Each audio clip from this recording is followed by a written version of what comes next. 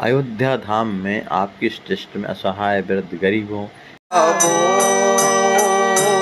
सिया बोल सिया बोल सिया बोल सिया बोल सिया सिया बोल श्री राम मेरा गव रसिकेश बोल सिया बोल सिया बोल सिया सिया बोल श्री राम मेरा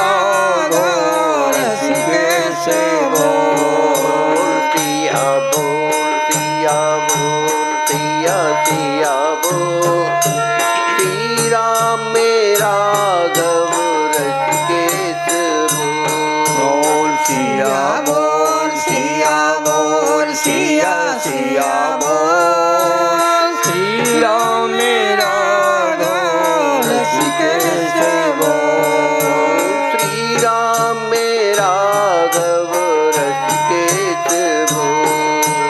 श्री राम मेरा गो रसिकेश बोल सिया बोल सिया बोल सिया सिया बोल श्री राम मेरा गव रसिकेश बोल सिया बोल सिया बोल सिया सिया बोल श्री राम मेरा गो रसिकेश बोल श्री राम मेरा गव रसिकेश बोल श्री राम मेरा गो रसिकेश बोल सियावर रामचंद्र की जय।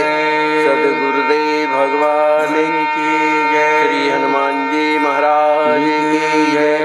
सब संत भगवान की जय। जय जय सीताराम।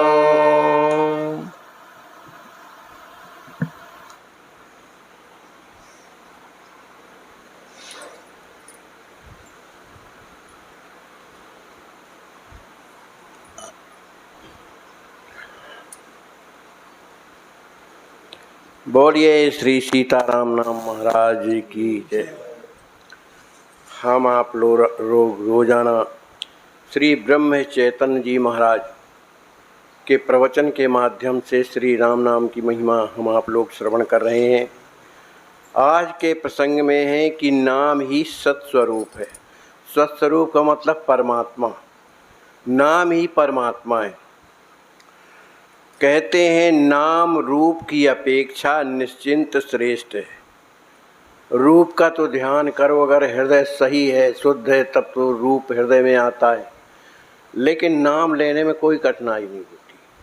तो नाम रूप की अपेक्षा निश्चित रूप से श्रेष्ठ है। उसके कारण रूप का ध्यान मन में साकार नहीं हो पाया तो भी नाम छोड़ना नहीं चाहिए। भविष्य में रूप अपने आप प्रकट होगा। रूप जड़ और दृश्य है, इसलिए उत्पत्ति, स्थिति और विनाश, बढ़ाना, घटना, जगह स्थापना, जगह बदलना, कालानुसार फर्क होना आदि बंधन होता है।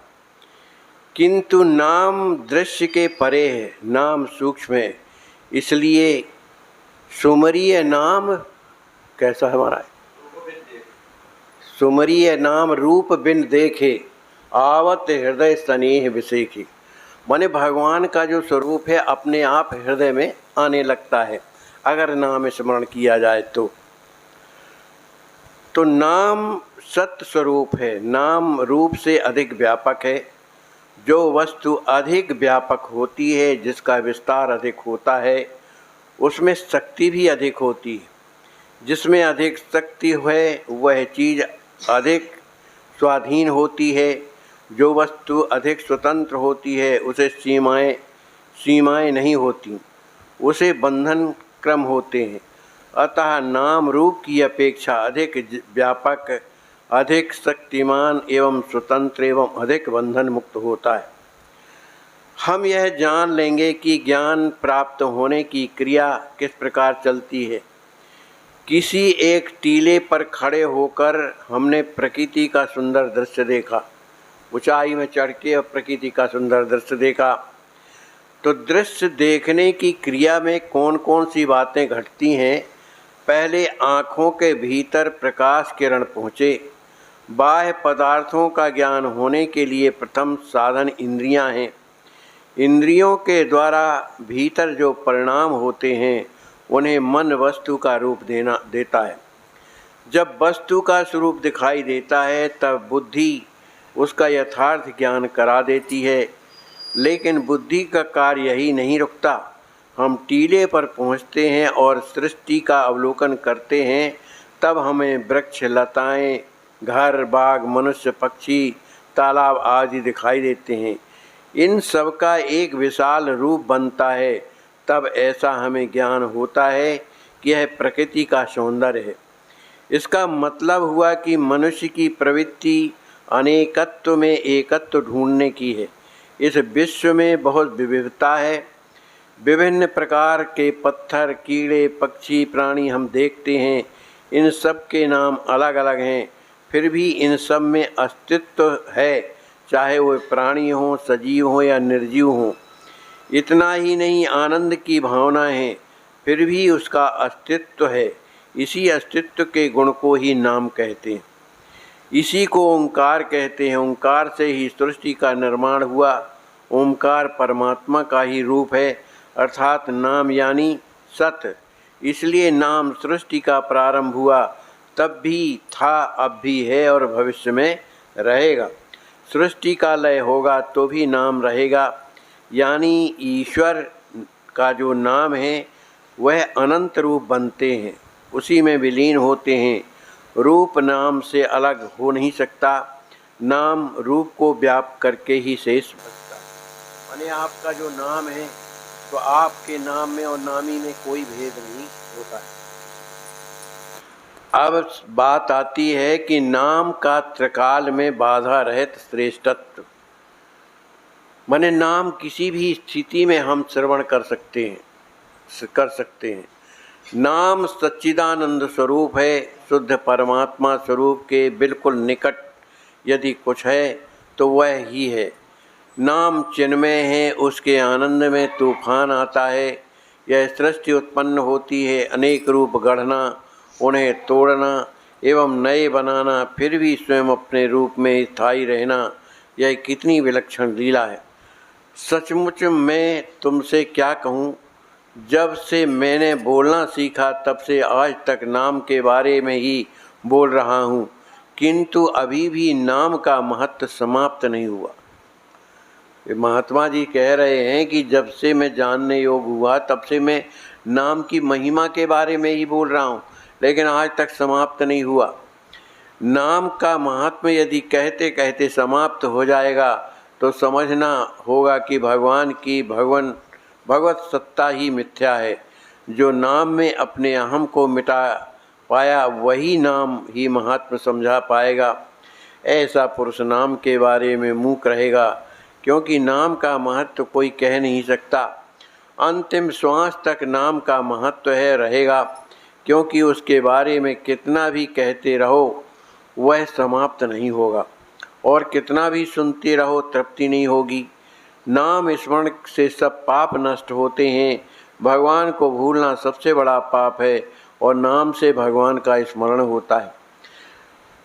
नाम वेदों की अपेक्षा भी श्रेष्ठ है। क्यों श्रेष्ठ है, जरा सोचो। वेदों से लाभ होने के लिए चारों वेदों का अध्ययन करना होगा। इसके लिए बहुत श्रम, बहुत समय लगेगा।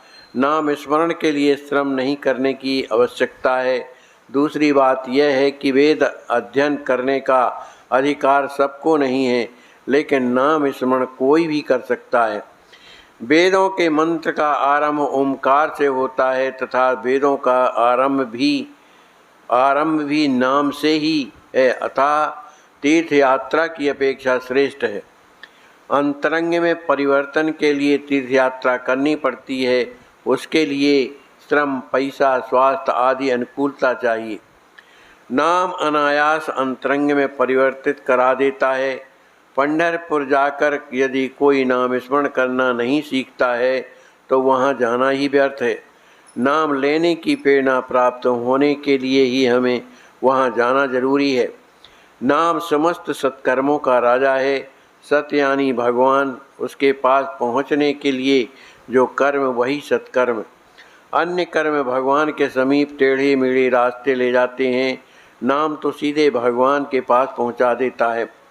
नाम से भवरोग नष्ट होता है, यानी विषय वासनाओं के प्रति आसक्ति होना, यह सब रोगों की जड़ है। नाम लेने से भगवान के प्रति प्रेम भावना निर्माण होगी। अन्य विषयों की आसक्ति अपने आप छूट जाएगी, अतः दुख नष्ट होता है। सिवाय इसके भगवान आनंद स्वरूप है। उसे नाम स्मरण की रस्सी से मजबूत पकड़ रखोगे तो दुख वहीं के वहाँ रह जाएंगे। बोलिए श्री सीताराम नाम महाराज की जय।